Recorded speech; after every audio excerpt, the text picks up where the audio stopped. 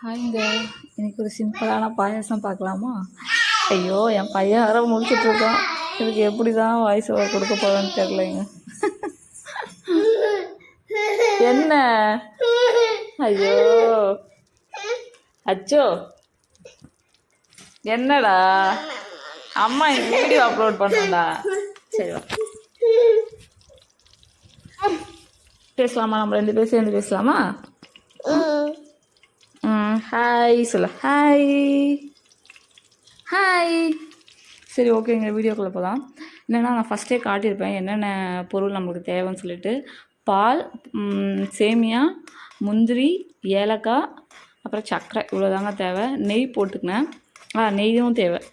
நெய் போட்டு அது நல்லா ஹீட் ஆனவுடனே இந்த முந்திரி போட்டு நல்லா ரோஸ்ட் பண்ணிக்கோங்க. ஒரு சிலர் வந்து இந்த முந்திரி தனியாக எடுத்து வச்சுருவாங்க. நான் அப்படியே இந்த நெய்யோடவே விட்டுட்டேன். இது கூட வந்து சேமியாவும் சேர்த்து நான் நல்லா ரோஸ்ட் பண்ணிக்கிட்டேன். ஆக்சுவலி எனக்கு வந்து முந்திரி நல்லா ரோஸ்ட் ஆனால் அந்த க்ரன்ச்சியாக இருக்கும் இல்லையா, அப்படி ஆனால் ரொம்ப பிடிக்கும். ஸோ நான் வந்து இப்படியே 2ம் சேர்த்த மாதிரி ரோஸ்ட் பண்ணுறேன். அது தீஞ்சிலாம் போல், எனக்கு இப்படி இருந்தால் பிடிக்கும். ஸோ நான் அப்படியே ரோஸ்ட் பண்ணிக்கிட்டேன். அப்புறம் வந்து பால், நம்மளுக்கு எவ்வளோ தேவையான பாலோ அவ்வளோ தேவையான பால் ஆட் பண்ணிக்கோங்க. நீ தானடா கீழே இறங்குற, அப்போ அமைதியாக இரு. நம்மளுக்கு தேவையான பால் ஆட் பண்ணிக்கோங்க. அப்புறம் வந்து ஏலக்காய், இது 2 ஏலக்காய் வந்து தட்டி போட்டிருக்கேன். பால் நல்லா கொதிக்கும் போது உங்களுக்கு தேவையான சுகர் ஆட் பண்ணிக்கோங்க. இவ்வளோ தாங்க. பாயசம் வந்து ஆக்சுவலி ஒரு நிமிஷத்தில் செய்ய வேண்டியது தான். ஒரு சிலர் இதுக்கப்புறம் தான் சமையல் பக்கமே திரும்புகிறவங்க இருப்பீங்க இல்லையா,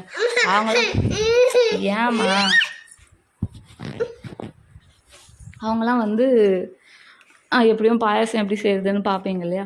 ஸோ இந்த தீபாவளிக்கு இந்த பாயாசம் செஞ்சு பாருங்கள், கண்டிப்பாக நல்லாயிருக்கும். இது கூட வந்து இப்போது சுகர் ஆட் பண்ணுறேன். பால் வந்து ஆல்ரெடி நான் ஹீட் பண்ண பால் தான் ஆட் பண்ணியிருக்கேன். நீங்கள் வேணால் பச்சை பால் கூட ஆட் பண்ணிக்கலாம். அது நல்லா கொதிக்குது இல்லையா, அதுலேயே ஓகேவாயிடும். சர்க்கரை நான் ஆட் பண்ணி நல்லா கிண்டிக்கணுங்க. உங்களுக்கு எந்த அளவுக்கு திக்னஸ் வேணுமோ அந்த அளவுக்கு கொதிக்க விடுங்க. சேமியா வெந்தப்போ நீங்கள் இறங்கிடலாம். இறங்கிடலான்னு சொல்கிறேன். இறக்கிட்டு இல்லை இது நல்லா திக்காக க்ரீமியாக வேணுன்றவங்க இன்னும் நல்லா கொதிக்க விட்டால் அந்த பால் வந்து இன்னும் திக்காகிட்டே இருக்கும். ஸோ எனக்கு தேவையான அளவு வந்தவுடனே நான் ஸ்டாப் பண்ணிட்டேன். இதுதாங்க. ஒயிட் பவுல்லே எடுத்து நான் பாயாசம் போட்டதுனால அவ்வளோ கிளியராக தெரியல. இது சரி, இதில் அழகாக இருக்குமேனு இதில் போட்டேன். பட் பாயாசம் நல்லா தெரியல. இது கூட ஃபைனல் டச்சாக நான் பன்னீர் ரோஸ் கட் பண்ணி போட்டிருப்பேங்க. சூப்பராக இருந்தது. இதோட டேஸ்ட்டு, அதோட ஸ்மெல் நல்லா இருந்ததுங்க. அந்த பால் பாயாசம் வந்து சூடாக இருந்ததுக்கு இந்த பன்னீர் ரோஸ் கட் பண்ணி போட்ட உடனே அதோட ஸ்மெல் வந்து ரொம்ப சூப்பராக இருந்தது. நீங்களும் ட்ரை பண்ணி பாருங்கள். எனக்கு வீட்டில் வந்து நிறைய இருந்தது. சரி போட்டு பார்ப்போம், டிஃப்ரெண்ட்டாக இருக்கும்னு சொல்லிட்டு போட்டேன். பட் டேஸ்ட்டு சூப்பராக இருந்ததுங்க. அந்த ஸ்மெல்லே ரொம்ப சூப்பராக இருந்தது. அந்த ஹீட்டில் போட்ட உடனே அந்த பன்னீர் வாசனை தெரியும் இல்லையா, அது இன்னும் நல்லா தூக்கி கொடுத்தது அந்த ஹீட்டில் போட்ட உடனே. அப்புறம் சரி அதில் போட்டு சரியில்லைன்னு சொல்லிட்டு இந்த கண்ணாடி பவுலில் போட்டு பார்த்து சும்மா விளையாட்டுருந்தாங்க.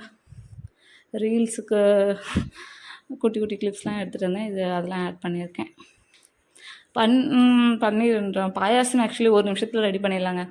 என்னென்னா, நெய் போட போகிறோம், முந்திரி போட போகிறோம். சில பேர் ட்ரை கிரேப்ஸ் போடுவாங்க, காஞ்ச திராட்சை. எனக்கு அது பிடிக்காது, ஸோ நான் அதை சேர்க்கல. உங்களுக்கு பிடிச்சா நீங்கள் அதையும் சேர்த்துக்கோங்க. சிம்பிளாக ரெடி பண்ணுறதுங்க. ஒரு சிலர் வந்து இது கூட வந்து தேங்காய் துருவி போடுவாங்க. இல்லை நல்லா க்ரீமியாக வேணும்னு நினைக்கிறவங்க வந்து முந்திரி வந்து பேஸ்ட்டாக அரைச்சி போடுவாங்க. அந்த மாதிரி வேணாலும் ட்ரை பண்ணுங்கள். எனக்கு இவ்வளோ பிடிக்கும், சிம்பிளாக இருக்குது. ஸோ நான் இப்படி பண்ணியிருக்கேன். ஓகேங்க, பாய்.